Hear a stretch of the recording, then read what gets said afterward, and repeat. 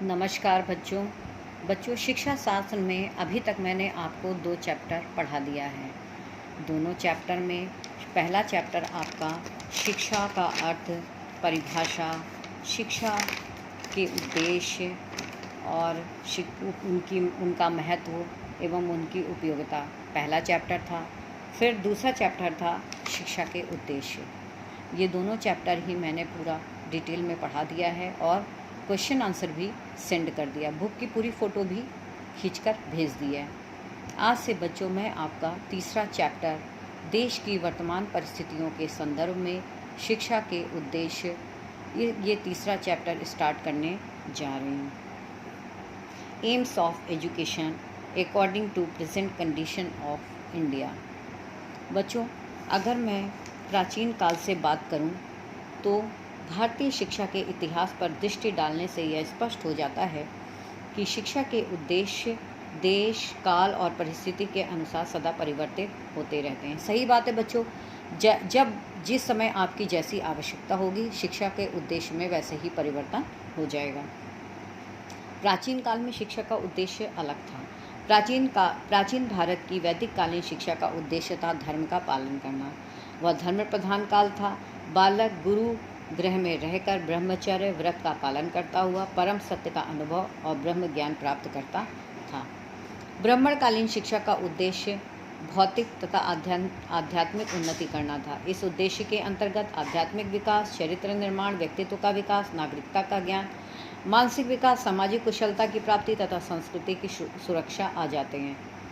इस प्रकार बालक का सर्वांगीण विकास करना शिक्षा का उद्देश्य था। जब हम मध्यकाल में आते हैं तो मध्यकाल में शिक्षा का कोई निश्चित उद्देश्य न था, किंतु जो भी शिक्षा दी जाती थी वह धर्म प्रधान थी। पाठ्यक्रम के विषय भी धर्म से प्रभावित थे।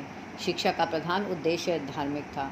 उसके साथ ही जीविकोपार्जन, ज्ञानार्जन, नैतिक विकास तथा सामाजिक कुशलता प्राप्त करना आदि उद्देश्य भी थे। मध्यकाल में जो शिक्षा का उद्देश्य था वो इस्लामिक था। उसके बाद बच्चों अंग्रेजी शासनकाल में शिक्षा का उद्देश्य अपने शासन कार्य के लिए उपयुक्त व्यक्तियों को तैयार करना था, अर्थात अपना बौद्धिक दास बनाना था। उन्हें इस प्रकार की शिक्षा देना था जिससे वे अंग्रेजी संस्कृति, भाषा और ज्ञान विज्ञान को अपना सकें। स्वतंत्रता प्राप्ति के उपरांत वर्तमान भारत की परिस्थितियों में परिवर्तन हुआ। देश को अनेक समस्याओं का सामना करना पड़ा। ये समस्याएं राष्ट्रीय, सामाजिक, आर्थिक तथा व्यक्तिगत विकास से संबंधित थी। विदेशी शासनकाल में भारतीय जनता के हितों पर ध्यान नहीं दिया गया। परिणाम स्वरूप हम सामाजिक, राजनैतिक, आर्थिक, कलात्मक तथा वैज्ञानिक क्षेत्रों में अन्य देशों के समान प्रगति न कर सकें। देश के विकास तथा उसे समृद्धशाली बनाने के लिए शिक्षा एक महत्वपूर्ण साधन है। अतः वर्तमान भारत की परिस्थितियों के अनुसार शिक्षा के उद्देश्यों का निर्धारण करना अति आवश्यक है। अब बच्चों मैं आपको ये बताऊंगी कि वर्तमान भारत में शिक्षा के क्या उद्देश्य होने चाहिए, क्योंकि वर्तमान समय में परिस्थितियाँ बहुत चेंज हो गई हैं। जब परिस्थितियाँ चेंज होती हैं तो शिक्षा के उद्देश्यों में भी परिवर्तन हो जाता है। अब देखिए, भारतीय शिक्षा का उद्देश्य देश की आवश्यकताओं तथा व्यक्ति की आवश्यकताओं को ध्यान में रखकर निर्धारित किया जाना चाहिए। किसी एक उद्देश्य द्वारा इन आवश्यकताओं की पूर्ति नहीं हो सकती, क्योंकि शिक्षा के प्रत्येक उद्देश्य में एकांगीपन का दोष आ जाता है, किंतु प्रत्येक उद्देश्य का अपने स्थान पर महत्व है। अतः किसी भी उद्देश्य की अवहेलना नहीं की जा सकती। इसलिए व्यक्ति और समाज दोनों की आवश्यकताओं को ध्यान में रखकर उद्देश्य निर्धारित करना आवश्यक है। इस दृष्टि से शिक्षा के उद्देश्यों को 2 समूहों में बांटा जा सकता है। कितने समूहों में बच्चों? 2 समूहों में बांटा जा सकता है। पहला समूह है व्यक्ति संबंधी उद्देश्य, जिसे वैयक्तिक उद्देश्य कहते हैं, और दूसरा है समाज संबंधी उद्देश्य, जिसे सामाजिक उद्देश्य कहते हैं। मेन यही दोनों हैं। समाज व स्थान के संदर्भ में भी शिक्षा के उद्देश्य बनाए जाते हैं, लेकिन शुरू का पहला और दूसरा का और खा, व्यक्ति संबंधी उद्देश्य और समाज संबंधी उद्देश्य, यही सबसे ज़्यादा इम्पॉर्टेंट है और एग्ज़ाम में यही पूछा जाता है। अब बच्चों हम विस्तार से व्यक्ति संबंधी उद्देश्य की व्याख्या करेंगे। Individual AIIMS. व्यक्तिगत उद्देश्य के अंतर्गत वे सभी उद्देश्य आते हैं जो व्यक्ति की प्रमुख आवश्यकताओं तथा गुणों से संबंधित हैं। ये उद्देश्य कौन कौन से हैं? बहुत ध्यान से सुनिएगा, क्योंकि एग्ज़ाम में ये क्वेश्चन पूछा जाता है कि भारत के वर्तमान परिस्थितियों के संदर्भ में शिक्षा के क्या क्या उद्देश्य होने चाहिए। जब ये क्वेश्चन पूछा जाएगा तो आपको व्यक्ति संबंधी उद्देश्य और समाज संबंधी उद्देश्य का विस्तार से वर्णन करना होगा। इसलिए आप इस चैप्टर को बहुत ध्यान से सुनिएगा, ये चैप्टर बहुत इम्पॉर्टेंट है। तो अब मैं आपको व्यक्ति संबंधी उद्देश्य कौन कौन से हैं ये निम्नलिखित हैं, जो भी हैं उनको हम आपको विस्तार से बताने जा रहे हैं। पहला उद्देश्य है शारीरिक विकास। स्वस्थ शरीर में ही स्वस्थ मन का वास होता है, ऐसा कथन अरस्तु ने कहा है। इस कथन के अनुसार शारीरिक विकास का उद्देश्य अत्यंत आवश्यक है। अतः प्रारंभ से ही बालक को शिक्षा में शारीरिक स्वास्थ्य संबंधी कार्यक्रम जैसे खेलकूद, व्यायाम, शारीरिक शिक्षा आदि को स्थान देना चाहिए। विभिन्न शिक्षा आयोगों ने भी शारीरिक विकास के उद्देश्य पर बल दिया। पंडित जवाहरलाल नेहरू का कथन था, मेरा विचार है जब तक हमारा शारीरिक स्वास्थ्य अच्छा नहीं होगा तब तक हम वास्तव में अधिक मानसिक प्रगति नहीं कर सकेंगे।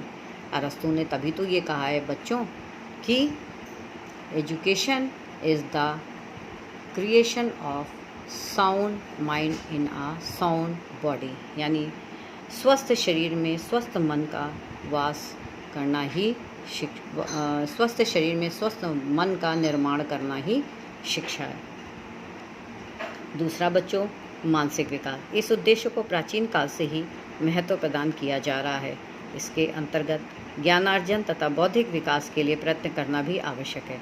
इसलिए मानसिक शक्तियों और योग्यताओं का विकास करना चाहिए। शैक्षिक कार्यक्रम इस प्रकार के हों जिससे बालक की मानसिक प्रक्रियाओं जैसे स्मृति, कल्पना, तर्क, चिंतन, निर्णय शक्ति आदि का विकास हो सके।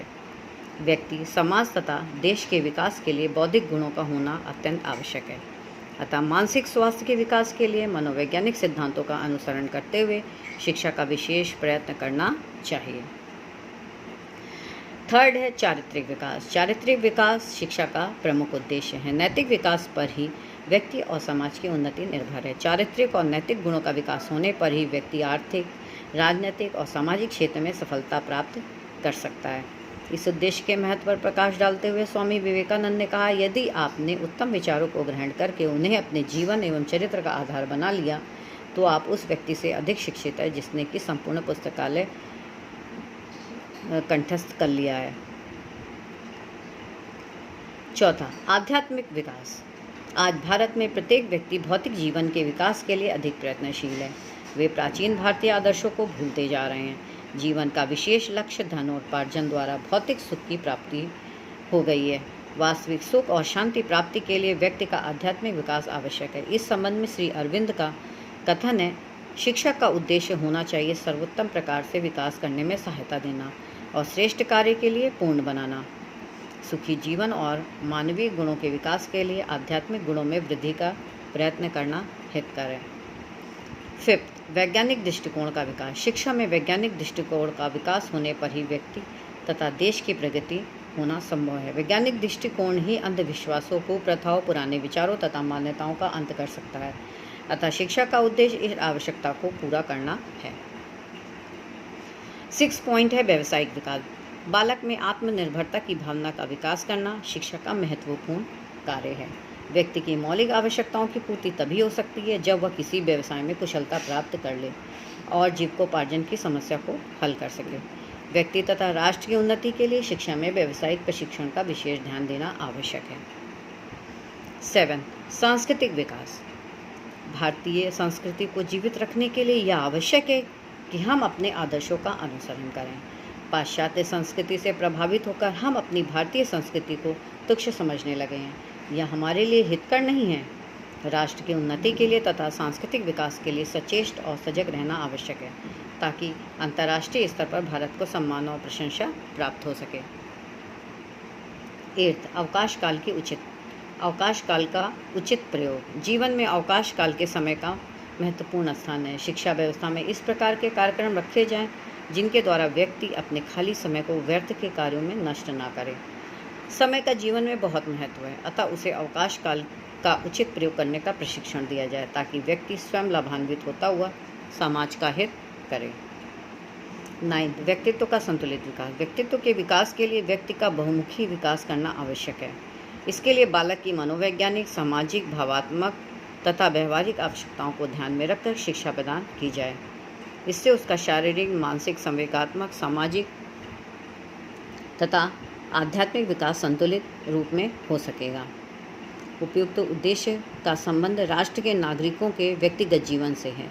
व्यक्ति का विकास सामाजिक पर्यावरण में ही संभव है, अतः शिक्षा के समाज संबंधी उद्देश्यों को भी मान्यता देनी होगी। बच्चों, ये तो आपका व्यक्तिगत उद्देश्य है। व्यक्तिगत उद्देश्य के अंतर्गत 9 पॉइंट्स दिए हुए हैं, अर्थात अभी मैंने आपको बताया शारीरिक विकास, मानसिक विकास, चारित्रिक विकास, आध्यात्मिक विकास, वैज्ञानिक दृष्टिकोण का विकास, व्यावसायिक विकास, सांस्कृतिक विकास, अवकाश काल का उचित प्रयोग, व्यक्तित्व का संतुलित विकास। अब बच्चों हम आएंगे समाज संबंधी उद्देश्य की ओर।